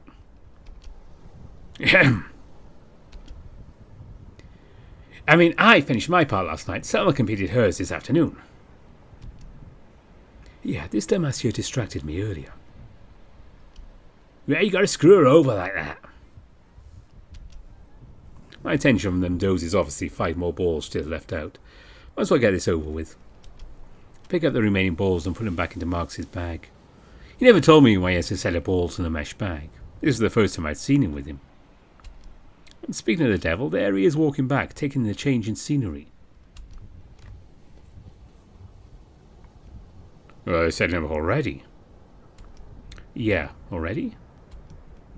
Yeah, it's... Marcus opens his backpack and checks his phone. 6:30. Wow, we went longer than I expected. Thought he said they'd be here by 6. Guess they were feeling nice today. So, anyway, I put the balls away, all 8 of them. Oh, thanks. Marcus proceeds to count them to double check. All 8 are present. Vic and Selma's still here. Their bags are, at least. Yeah, look behind you. We turn to see them still talking to the first party girl and 2 more guys. Oh, yeah, they know some of the guys in the engineering department. Sometimes this place can be a small world. He looks down to think about something. It doesn't take him that long to figure out whatever it was out. We were planning on going to Harvey's together afterwards, but now that Kenny's out of the equation, I'm not sure what we're doing. Oh, I didn't know we were having dinner together. I had much planned myself. My dad told me there's leftover pizza in the fridge. A save coat? Yep. Well, I know you don't like that stuff, but when you're at uni, it saves you. But that's not the point. I'll ask Selma and see what they want to do. Okay. Marcus walks over to the newly formed group, chatting away. It'd be nice to get familiar with the restaurants around you too. Wonder what that Harvey's place is like. Change your plans. They're going to stay here for the party and invited us to stay if we wanted to. I don't have anything going on tomorrow myself. Not like I have a job or anything. I'm down if you are. Yeah, it'd be nice. My dad wants me to stay at home for an extra day. Says he's missed working out with his boys. My heart wasn't set on this, so it's not a problem. Ever since Marcus went off to college, it's been his parents and his older brother living at home. Do you want to stop anywhere for dinner before we go back? He gives it some thought. Yeah, sure, we can take Harvey's to go. I want to get back at a reasonable hour. Okay, Harvey's it is then. Is it close to here? Marcus looks towards the end of the sand where the parking lot meet. You see that building with the awning? Yeah. No, that's the place. Oh, we're that close to it? Yeah, it's part of the campus town. A lot of people who come here go there during or afterwards. That's nice. I have at least one go-to restaurant. And probably one of your favourites. Really? It's that good? Oh, yeah. We should probably get going now. I'm going to put the balls away. He picks up the mesh bag, waves at Salma and heads to his truck. Might as well say goodbye too. It's nice meeting you guys.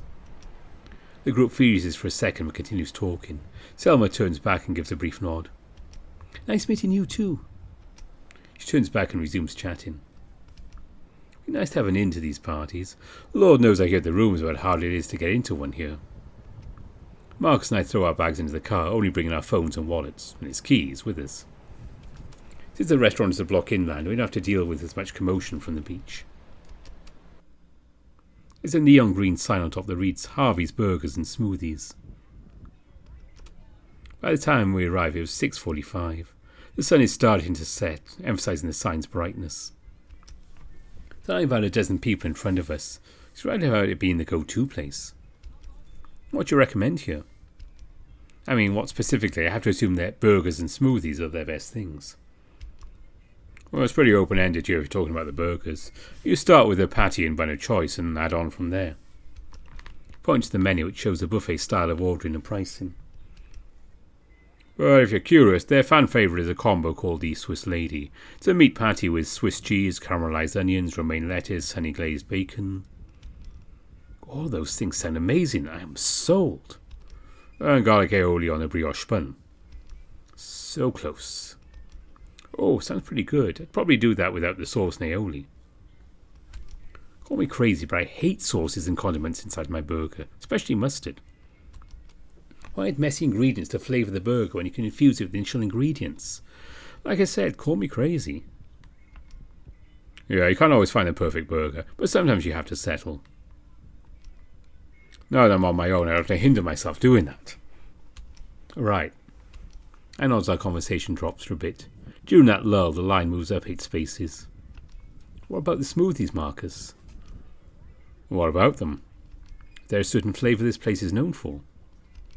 Not really. All of them have positive reception. Off the top of my head, I'd recommend the peach mango smoothie. It's my favourite, at least. That's always a good combo. Yeah, but I have friends that say the other flavours like berry sublime and strawberry banana are pretty good too. Okay. Remember the beach club team I brought up earlier? Yeah. Well, at every home tournament, we'd always come here afterwards. So refreshing after exercising all day. Oh, I look forward to doing that with you. Yeah.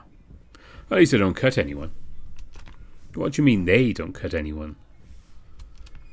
Well, the beach club doesn't have set teams, so getting cut isn't a problem. Indoor, however, is kind of tricky. There's indoor cut people. Sadly, yes. It's pretty tough to make the indoor team in general. Last year, 60 guys tried out, and only 30 made the 2 teams available due to player limits. Why couldn't they make more teams? I shrug. I'm getting kind of nervous my own career now. I stopped playing intercollegiate because I knew I'd have been cut by their team here. They would if there were more gyms on campus to hold them. With all the interest, we only have 1 gym and 2 days to practice. Plus all the other indoor clubs and activities take up the remaining time. I don't think you should worry. I know it's a gamble, but I think you should make it. Oh, thanks, Marcus. I know you believe me. Otherwise I wouldn't have been beach partners in the first place. For me, I just get paranoid about being cut. I've never been cut before, and being on the bench during high school doesn't instill much confidence in me. Evan? Yeah? Whatever happens with the club stuff, it doesn't define your quality. You have amazing potential and stuff. I don't think we would have been so good together otherwise. Oh, thanks, man. It's tough not to worry. Yeah. Next in line. Oh, we're up. I want to go first. No, you can. What difference does it make?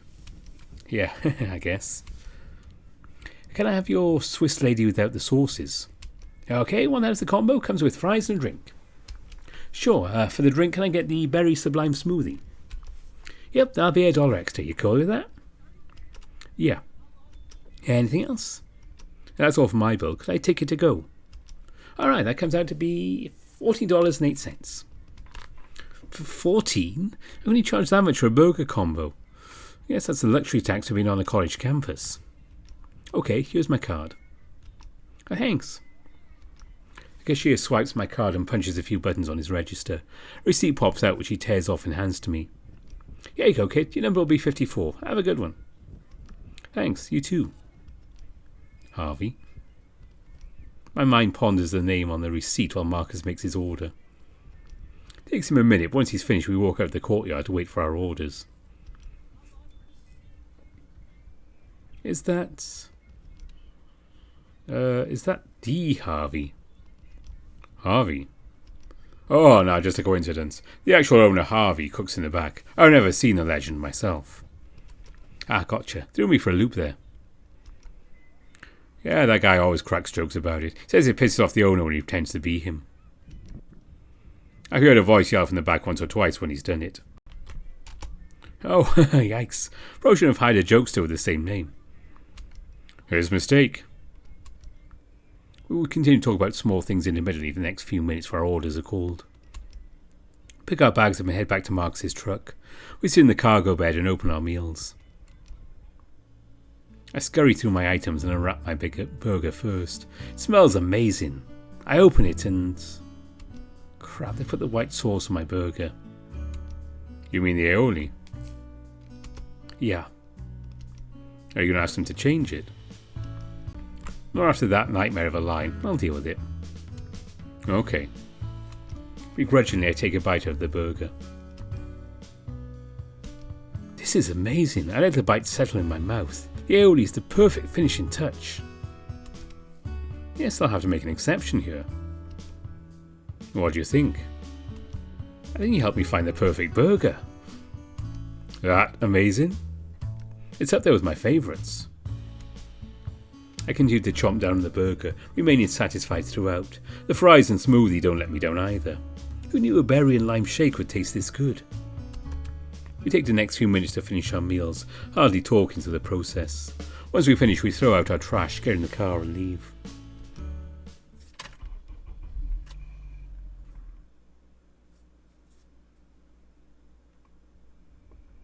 The lampposts line up on the sides illuminate the highway.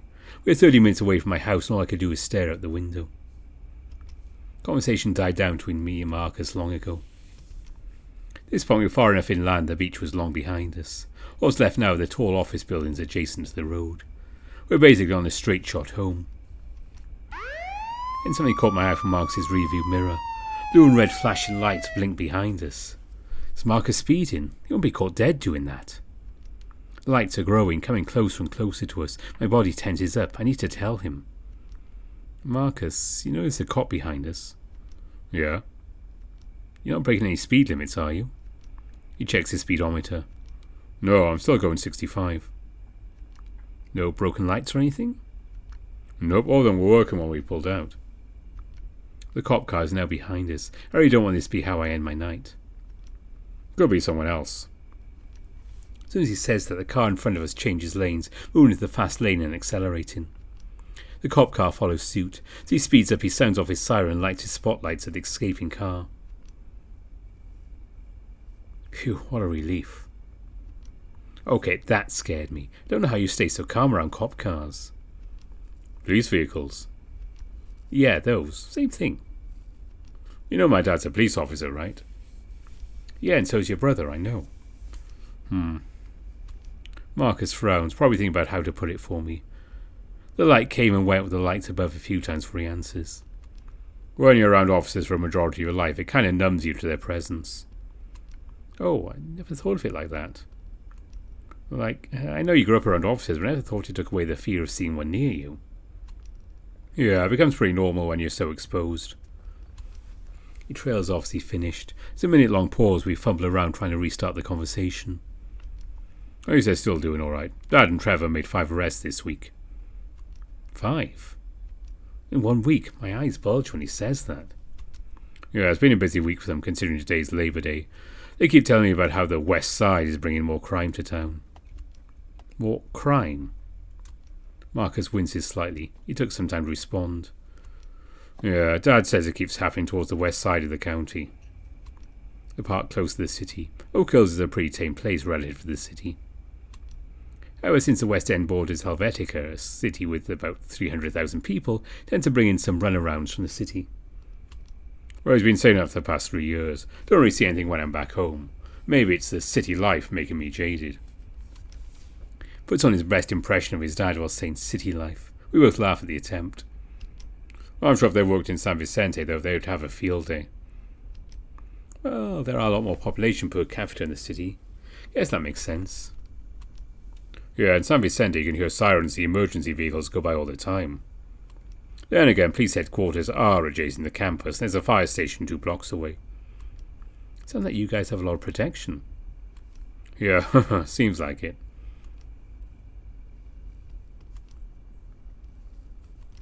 The rest of the ride home was pretty quiet again. Comment being made here and there, but nothing really substantial.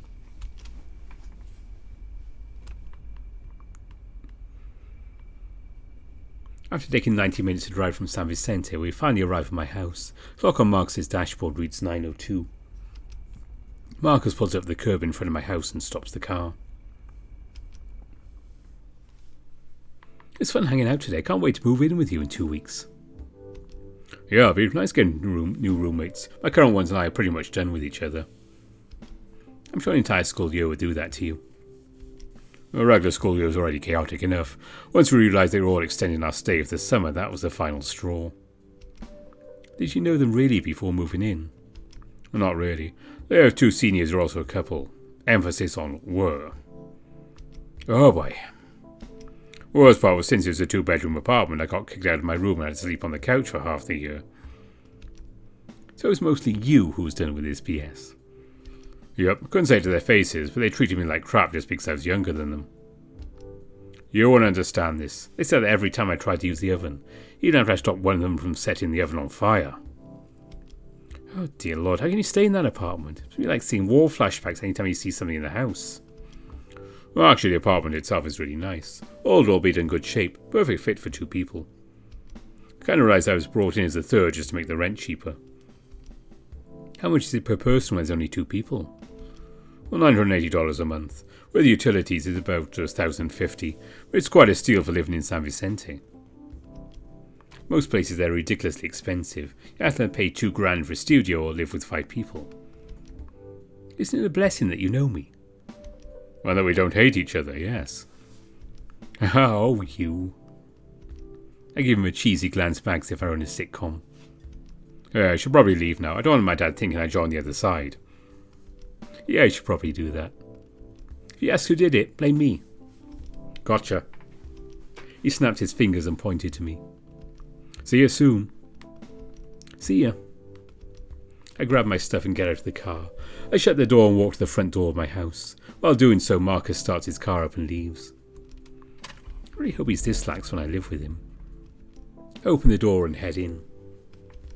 Since everyone's out of the house for friends' Labour Day dinner, I head straight to my room and get ready for bed. 10 minutes later, I'm out cold.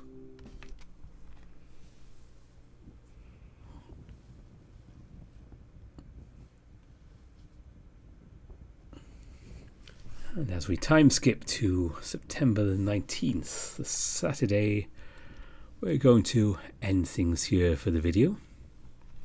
Hope you enjoyed that re-look at the first day of Ocean Avenue. And of course there will be more from Ocean Avenue coming up. Let's see. I don't know quite when yet. Probably later in September. Or maybe early October. I can see how things are going out along here. What I can definitely tell you is next week will be After Class with Parker's Day 7. We'll catch up with things going on in the English Teacher Bear's life there. So that should be fun. And next weekend is Dean's Routine Password. We'll be back to Hammond Manor and seeing what's going on with his Day 18, if I remember rightly. And that is it for now. I'm just getting interrupted by Puppy here. Or is it Leo? Okay, he's quiet again. It's the nice thing about puppies his age, they sleep 19 hours a day. Oh, you. And before I go, thanks as always to all my patrons. I very much appreciate what you do. And my top patrons are Kartek, Kobus Visser, Isuksu, Dissonance, Sindri Dragowolf, Tiger Cub, Gunnar Muller, Kopi, Marcus, Lark Huskerton, Bastian, Brandon Bradford, Ida Corval, Anubis Silverwind, Ryan Hall, Samuto, Beholder, David Taylor, Evan King, and Grizz. There's also a patron for Dirk the Red Panda for his YouTube channel, and also for Ocean Avenue, supporting all this kind of thing. I'll put a link in the description for his patron as well. If you like the VN, if you like his readings and you have some spare cash, go and give him some. I'm sure he'll appreciate it. But that's it from me for now. Until next time. Bye for now.